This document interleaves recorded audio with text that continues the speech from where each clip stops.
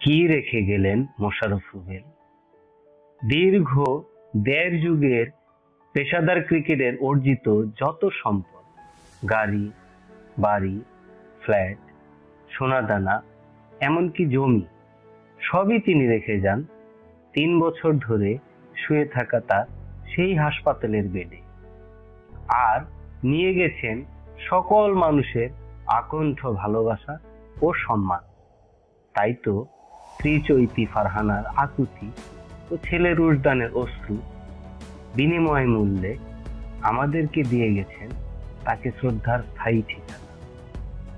তার চিরস্থায়ী সম্পদ মানুষের শ্রদ্ধা ও অক্লান্ত ভালোবাসা, যা কেড়ে নিতে পারেনি ক্যান্সারের মতো দুরারোগ্য ব্যাধিও।